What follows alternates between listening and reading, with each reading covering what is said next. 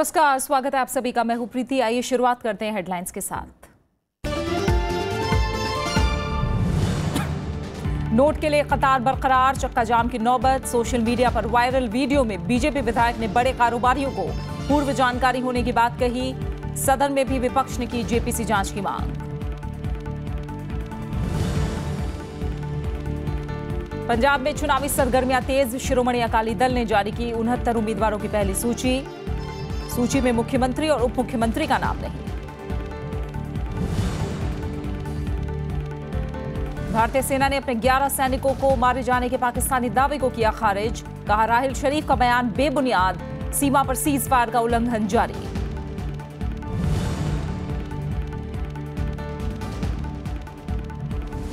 उत्तरी सीरिया अस्पताल में रूस ने की बमबारी, 84 की मौत। मृतकों में बच्चे और महिलाएं भी। संयुक्त राष्ट्र ने जताई चिंता।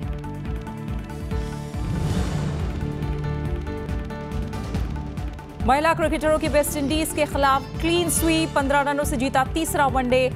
भारत इंग्लैंड के बीच दूसरा टेस्ट आज विशाखापत्तनम में।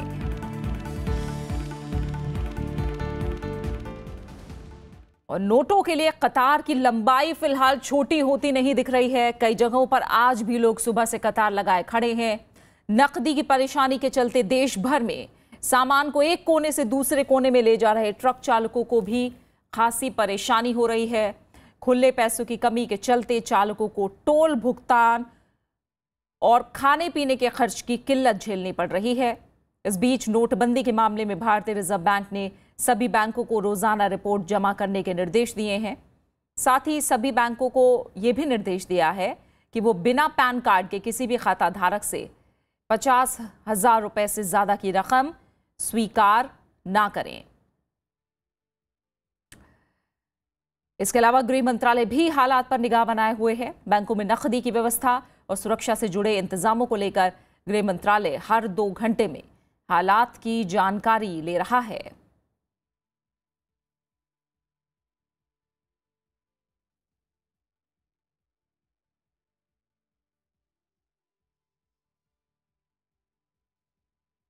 तो 9वें दिन आज क्या हालात हैं, हम आपको बेलगाम, कर्नाटक के बेलगाम लिए चलेंगे। संवाददाता पंचानन मिश्रा हमारे साथ जुड़े हैं। पंचानन, लगातार आप कई दिनों से देख रहे हैं हालात जमीन पर क्या हैं। अब 9वें दिन क्या कहा जाए, कुछ सुधार हुआ है? क्योंकि थोड़ी कड़ाई भी, सख्ती भी और बढ़ती जाएगी।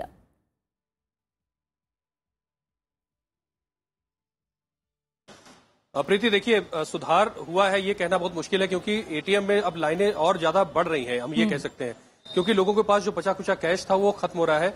और उसके बाद अब समस्या ये है कि उनको जो दैनिक जरूरतें हैं, या चाहे बिजनेस करना है या किसी तीज त्योहार की बात हो, लेकिन उनको कैश की जरूरत है जो बैंक के माध्यम से पूरा नहीं हो रहा। और यहाँ बेंगलोर में अभी तक 500 रुपए का नोट पहुंचा भी नहीं है, 2,000 रुपए का नोट लोगों को मिल रहा है। और नकदी उनकी जो पर्याप्त सीमा है जो बैंक से निकालने की 4,500 रुपए है, उससे भी कम दी जा रही है, क्योंकि उसका कारण यह है कि यहाँ पर पर्याप्त कैश नहीं है। तो आप देख सकते हैं मेरे पीछे एक ऐसी ही शाखा है जहां पर सुबह से ही लाइन लग गई है, और ये लाइन यहाँ लगी रहती, आलम यही दिन भर रहता है, क्योंकि एटीएम जो है वो आउट ऑफ कैश हो जाता है एटीएम मशीन में कैश भरने के 2 घंटे बाद ही। तो बैंकों में लंबी लाइन आप देख सकते हैं, और जो बैंक कैश के अलावा जो दूसरा कामकाज है वो भी हैम्पर हो रहा है। ये लोगों की एक बड़ी समस्या यहाँ पर बनी हुई है कर्नाटक में, दक्षिण में। बिल्कुल, आप कह रहे हैं क्योंकि एटीएम काम नहीं कर रहे हैं, इसलिए बैंकों में अब कतारें लग रही हैं। पंचानन, हम लगातार आपसे इस मामले में अपडेट लेते रहेंगे, जमीनी हालात का जायजा लेंगे। जैसे सुबह की तस्वीरें दिखाई, अंदर बैंक के दरवाजे से लेकर बाहर तक भीड़ आ चुकी है। हालांकि कुछ रिजर्व बैंक ने जो निर्देश दिए हैं वो अब कड़े हो गए हैं। रोज रिपोर्ट देनी होगी, 50,000 से ज्यादा पर पैन कार्ड जरूरी होगा। इसका कितना असर पड़ रहा है? बैंकों की कतारें क्या छोटी हो रही हैं इससे? ये देखना दिलचस्प होगा अब 9वें दिन क्या हालात होते हैं। बहुत बहुत शुक्रिया पंचानन, आप हमारे साथ जुड़े, बहुत बहुत शुक्रिया आपका। वहीं बुधवार को कोटा से बीजेपी विधायक का एक वीडियो सामने आया है, जिसने सरकार के नोटबंदी के फैसले की जानकारी गोपनीय रखने के बयान पर सवाल खड़ा कर दिया है। इस वीडियो में बीजेपी विधायक ने बड़े नोट बंद किए जाने के फैसले को लेकर विपक्ष की तरफ से लगाए गए आरोपों की तस्दीक की है। हालांकि वीडियो की जांच होना अभी बाकी है। सोशल मीडिया पर वायरल वीडियो केंद्र की बीजेपी सरकार की परेशानियां बढ़ा सकता है। इसमें राजस्थान के कोटा से बीजेपी विधायक भवानी सिंह रजावत नोट की पूर्व जानकारी बड़े कारोबारियों को होने की बात कह रहे हैं। अडानी, अंबानी, अटलम, सटलम जो है, इन सबको पहले ही पता था इनको भी हिंट दे दिया गया, जिनकी मदद उन्होंने अपना कर दिया। ये जियो क्या है? जियो जो सुन क्या है? यही तो है। इस वीडियो में बीजेपी विधायक ने नए नोटों की गुणवत्ता पर भी सवाल उठाए हैं। भवानी सिंह के बयान में विपक्ष के उन तर्कों पर भी सहमति है जिसमें देश की आबादी को ध्यान में रखते हुए तैयारी के बाद फैसला लेने की बात कही गई। विपक्षी दल सरकार के इस फैसले पर पहले ही सवाल उठा रहे हैं। शीतकालीन सत्र के पहले दिन कांग्रेस ने राज्यसभा में इसका जिक्र किया था। पर आपने गोपनीयता नहीं रखी। You never kept the secrecy. This information was selectively leaked. Your BJP units have deposited crores. मामला सामने आने के बाद सवालों से घिरे भवानी सिंह ने इसे औपचारिक बातचीत बताते हुए वीडियो में छेड़छाड़ किए जाने की बात कही है। Bureau report, Rajya Sabha TV. बड़े नोट बंद होने से एक तरफ देश भर में लोग परेशान हैं तो दूसरी तरफ नए नोटों में भ्रष्टाचार का पहला मामला सामने आया है। मंगलवार को भोपाल में लोकायुक्त की टीम ने शिक्षा विभाग के 3 अधिकारियों को नई करेंसी में रिश्वत लेते रंगे हाथों गिरफ्तार किया। माध्यमिक शिक्षा मंडल के रविशंकर नगर कार्यालय के अधिकारियों ने कार्यालय की क्लर्क से निलंबित करने की धमकी देकर रिश्वत मांगी थी। शिकायतकर्ता ने इस मामले की जानकारी लोकायुक्त पुलिस अधीक्षक को दी। तीनों आरोपियों के खिलाफ भ्रष्टाचार निवारण अधिनियम की धाराओं के तहत मामला दर्ज किया गया है। वहीं राज्यसभा में आज भी नोटबंदी पर चर्चा जारी रहेगी। इससे पहले शीतकालीन सत्र के पहले ही दिन विपक्ष ने 500 और 1000 के पुराने नोट बंद करने पर सरकार को जमकर घेरा। राज्यसभा में कांग्रेस ने आरोप लगाया कि इसकी जानकारी कुछ लोगों को पहले ही दे दी गई थी। कुछ दलों ने जेपीसी जांच की मांग भी की। सरकार ने विपक्ष के आरोपों को गलत बताया और फैसले का बचाव किया। राज्यसभा में विमुद्रीकरण पर चर्चा की शुरुआत सदन में कांग्रेस के उपनेता आनंद शर्मा ने की। उन्होंने आरोप लगाया कि सरकार लोगों की परेशानियों को लेकर संवेदनहीन है। उन्होंने विदेशी बैंकों में काला धन रखने वालों का नाम उजागर करने की मांग की। कांग्रेस सांसद ने कहा कि हर दिन के साथ बैंकों और एटीएम के सामने कतारें लंबी होती जा रही हैं। कौन सा अधिकार प्रधानमंत्री और आपका है कि बैंक में जमा खातों पे पैसा निकालने पर आप पाबंदी लगाएं? यह अधिकार किस कानून ने आपको दिया है? किस संविधान ने आपको यह कानून दिया है? ये कैसा देश आप बना रहे हैं कि पैसा हमारा हो और आपसे भीख मांगे? समाजवादी पार्टी सांसद राम गोपाल यादव ने कहा कि ऐसी स्थिति आपातकाल में भी नहीं बनी जब लोगों को ऐसी मुसीबतों का सामना करना पड़ रहा है। बीएसपी सांसद मायावती ने बिना तैयारियों के ये फैसला लागू करने पर सवाल उठाया। इन्होंने 10 महीने में यदि सही मायने में इन्होंने ईमानदारी निष्ठा से जो आप फैसला लिया है इसकी तैयारी की होती 10 महीने के अंदर, तो 10 महीने में जो आज प्रॉब्लम क्रिएट हुई है ये नहीं होती, बल्कि 10 महीनों के अंदर इस ओर ध्यान देने की बजाय इन्होंने अपनी पार्टी की तरफ ध्यान दिया। इस इमरजेंसी में ये दिक्कत हो गई कि आदमी अपना पैसा लेकर ही भिखारी बन गया। बैंक के सामने खड़ा है कि मेरा पैसा है, उसकी जगह मेरा पैसा दे दो।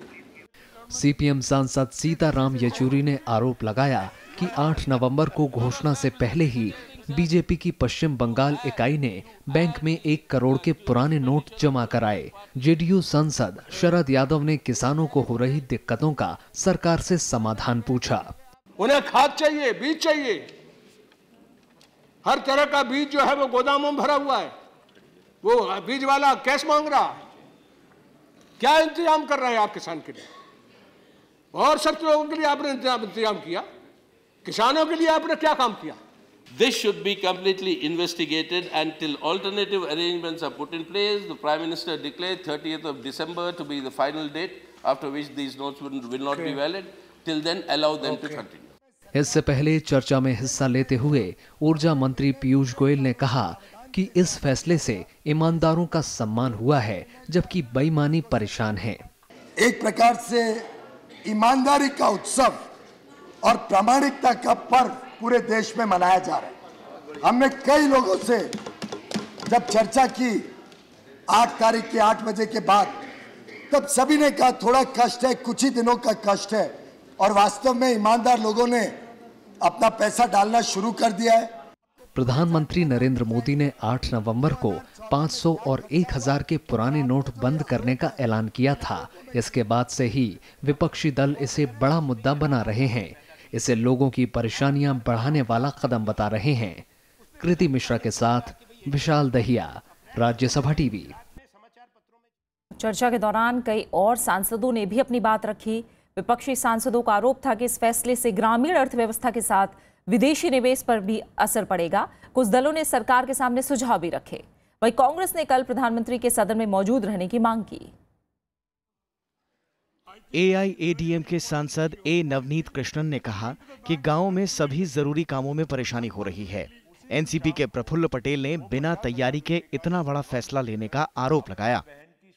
कोई भी ऐसा निर्णय और कोई भी ऐसा कदम हमने उठाया तो इसके बारे में हमने कुछ भी सोचा नहीं, कुछ भी इसकी तैयारी नहीं रखी। आज यहां तक ये परिस्थिति है कि ATM में नई नोट उसका वो साइज के हिसाब से वो कैलिब्रेट नहीं हो रही है। Medical emergency, delivery, death, marriages, the rural people are not having sufficient funds in their hands. It is community funded. So all the villages are providing the funds. Shiromani Akali Dal के नरेश गुजराल ने कोऑपरेटिव बैंकों को नोट बदलने की अनुमति मांगी। आरजेडी सांसद प्रेमचंद गुप्ता ने कहा कि फैसले से देश की छवि को धक्का लगा है। प्रधानमंत्री जी देश देश घूम के और जो इन्वेस्टमेंट की बात कर रहे हैं, FDI की बात कर रहे हैं, ऐसा इंप्रेशन मत करिए कि इस देश में सब चोर बैठे हैं, सब कालाबाजारी बैठे हैं। Sardar Prakash Singh Badal has urged both the finance minister and the prime minister that please allow the farmer to go to the cooperative banks to change his money, and this must be done immediately. दिन भर उस मजदूर को मजदूरी देने के लिए कोई आ नहीं रहा है, क्योंकि अगर मजदूर की मजदूरी दे भी दे तो सीमेंट कहां से लाए, ईंट कहां से लाए, काम कहां से कराए। हालात ये है कि मजदूरों के घर में फाका पड़ रहा है। सूचना और प्रसारण मंत्री एम वेंकैया नायडू ने कहा कि इस फैसले से पता चल जाएगा कि कौन काले धन के खिलाफ है और कौन साथ में। This temporary pain is going to get long-term gain. Please understand this and don't try to heckle it and then don't try to hit the poorer section. नेता विपक्ष गुलाम नबी आजाद ने कहा कि गुरुवार की चर्चा के दौरान प्रधानमंत्री भी सदन में मौजूद रहें। He should listen the honorable speakers, honorable members of different political parties, so that even if he has to make intervention or he has to reply, so that he is fully aware what the honorable members are wanting him to speak. विमुद्रीकरण पर चर्चा गुरुवार को भी जारी रहेगी। चर्चा में कई और दलों के सांसद हिस्सा लेंगे।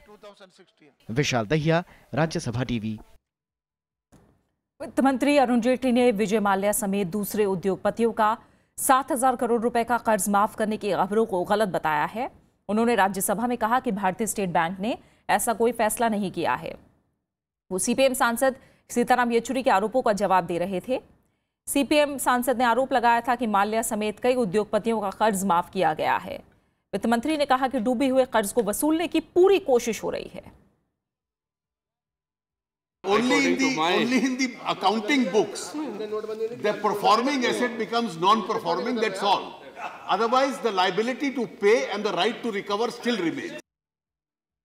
वहीं लोकसभा में भी आज विमुद्रीकरण का मुद्दा उठेगा। कांग्रेस समेत विभिन्न विपक्षी दल आज लोकसभा में इस मुद्दे पर चर्चा के लिए कार्यस्थगन प्रस्ताव लाने की तैयारी में हैं।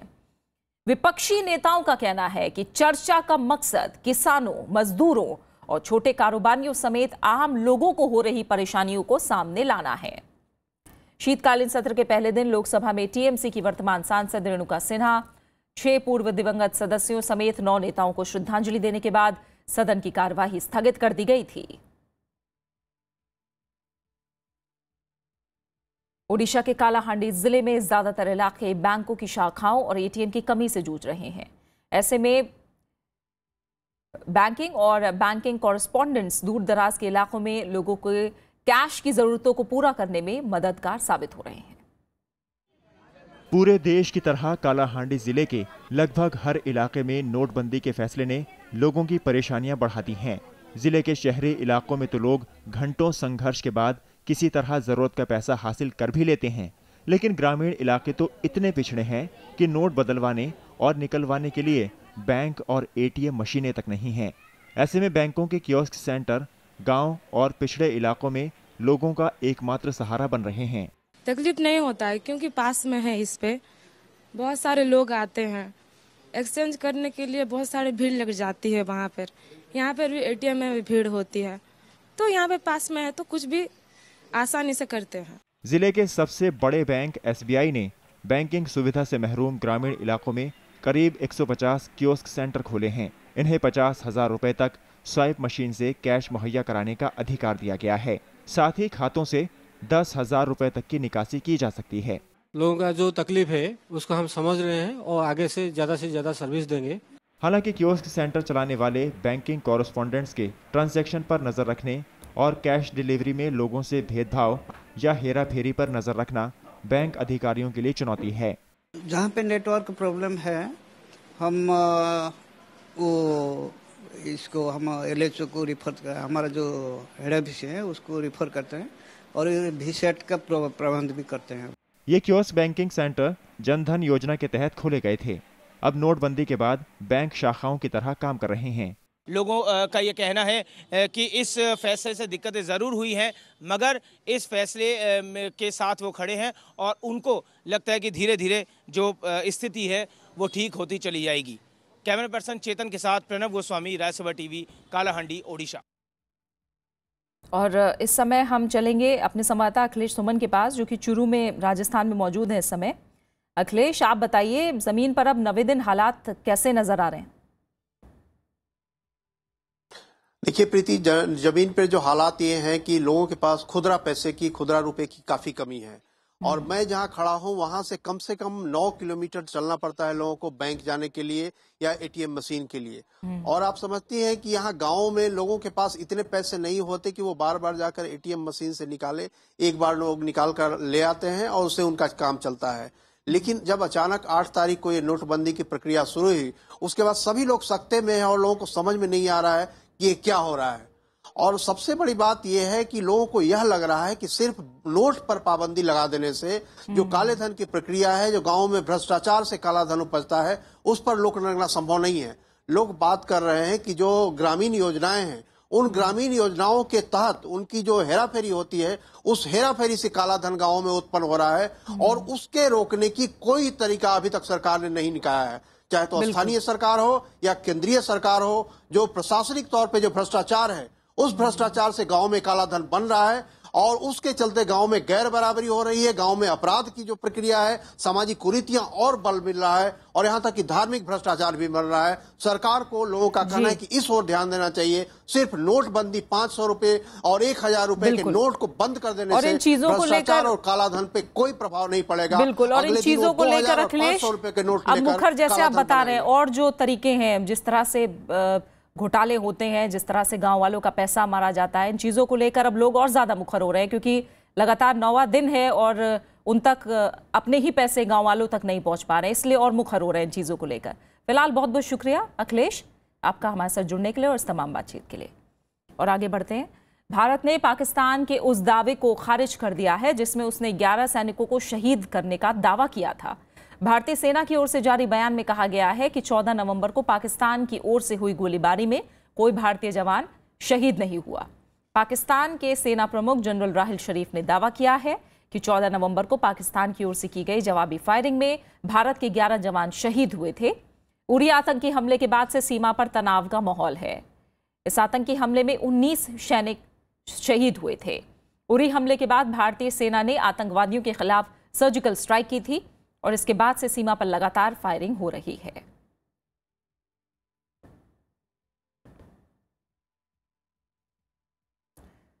दिल्ली, एनसीआर, हरियाणा और राजस्थान समेत उत्तर भारत के कई हिस्सों में आज सुबह करीब 4:30 बजे भूकंप के झटके महसूस किए गए।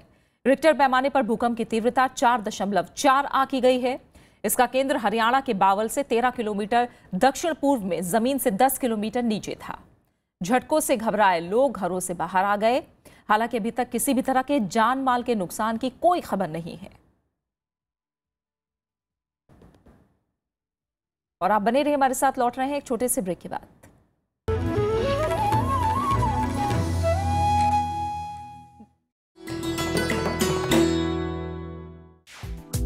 विजय लक्ष्मी पंडित, संयुक्त राष्ट्र महासभा की पहली महिला अध्यक्ष, देश की पहली महिला कैबिनेट मंत्री, भारतीय संविधान सभा की सदस्य, लोकसभा में फूलपुर सीट की नुमाइंदगी, संयुक्त राष्ट्र मानवाधिकार परिषद में देश का प्रतिनिधित्व। विजय लक्ष्मी पंडित के नाम है उपलब्धियां अनेक। नेहरू परिवार की ये सदस्य है देश की सफलतम राजनीतिज्ञों में से एक।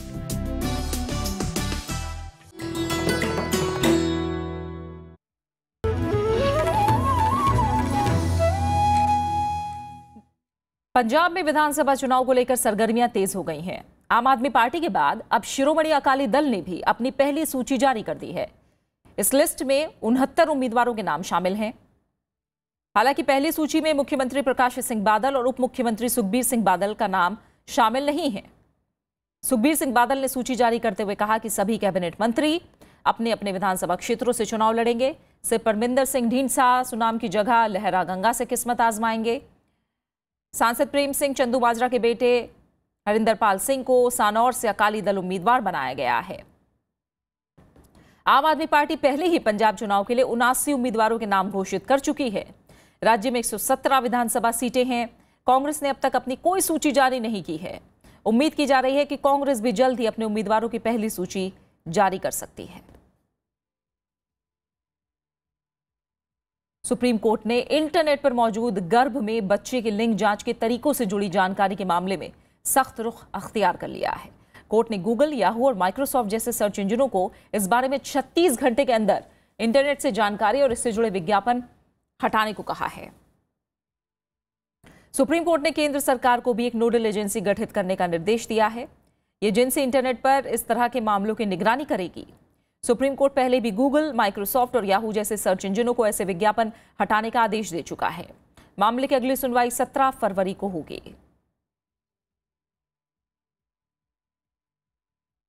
प्रेस काउंसिल के कार्यक्रम में कल प्रधानमंत्री नरेंद्र मोदी ने कहा कि मीडिया के काम में सरकार का दखल नहीं होना चाहिए।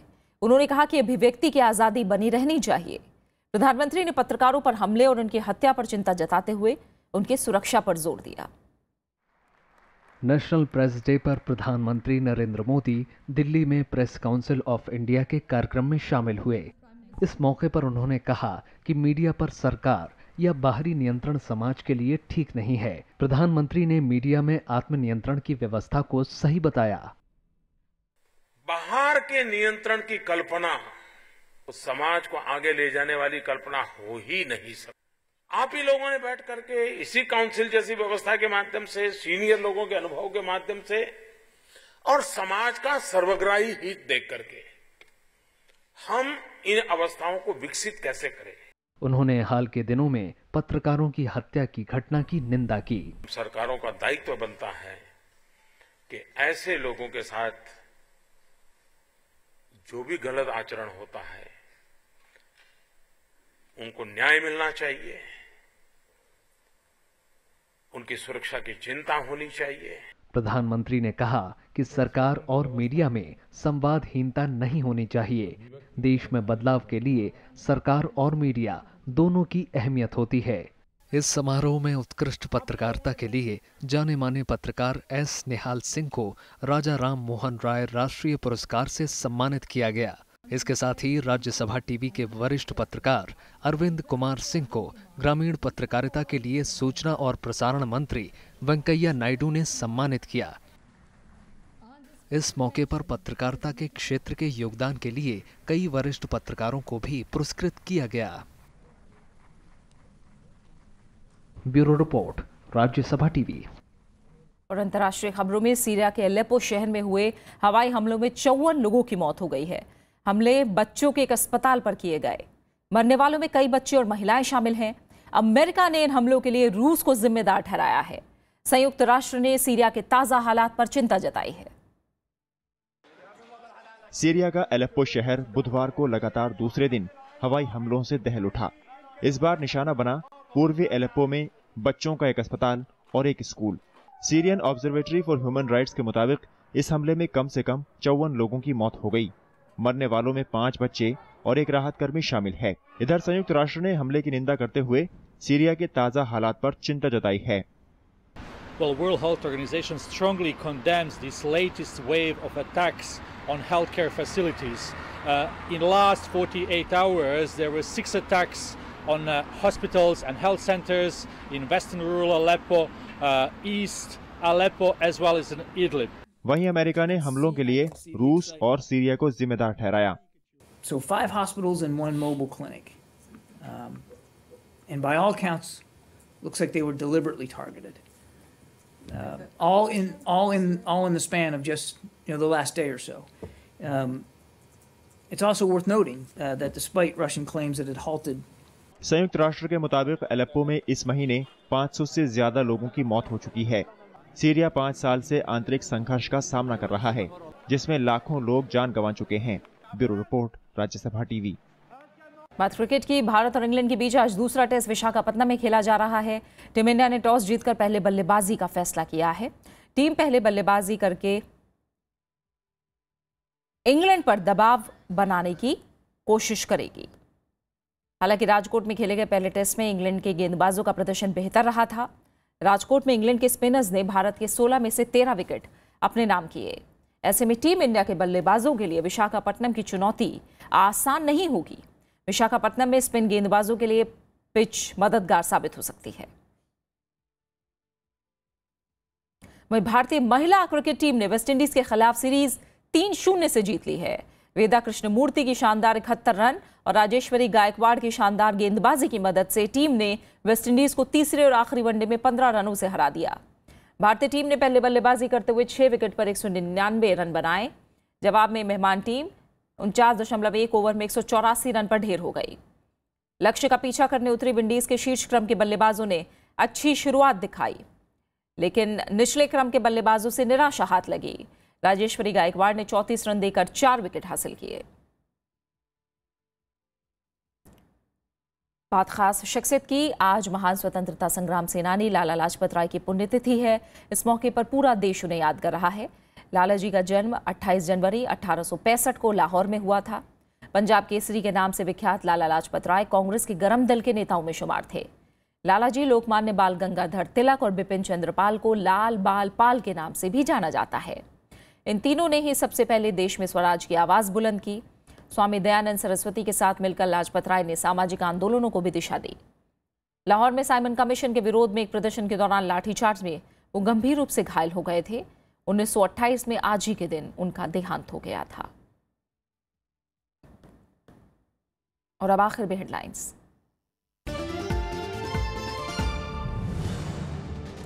नोट के लिए कतार बरकरार, चक्का जाम की नौबत। सोशल मीडिया पर वायरल वीडियो में बीजेपी विधायक ने बड़े कारोबारियों को पूर्व जानकारी होने की बात कही। सदन में भी विपक्ष ने की जेपीसी जांच की मांग। पंजाब में चुनावी सरगर्मियां तेज। शिरोमणि अकाली दल ने जारी की 69 उम्मीदवारों की पहली सूची में मुख्यमंत्री और मुख्यमंत्री का नाम नहीं। भारतीय सेना ने अपने 11 सैनिकों के मारे जाने के पाकिस्तानी दावे को किया खारिज। कहा राहिल शरीफ का बयान बेबुनियाद। सीमा पर सीज फायर का उल्लंघन जारी। उत्तरी सीरिया अस्पताल में रूस ने की बमबारी। 84 की मौत, मृतकों में बच्चे और महिलाएं भी। संयुक्त राष्ट्र ने जताई चिंता। और महिला क्रिकेटरों की वेस्टइंडीज के खिलाफ क्लीन स्वीप। तीसरे और आखिरी वनडे में 15 रनों से दी मात। विशाखापत्तनम में टॉस जीतकर कोहली ने लिया बल्लेबाजी का फैसला। फिलहाल इस बुलेटिन में इतना ही। आगे देखिए देश देशांतर। नमस्कार।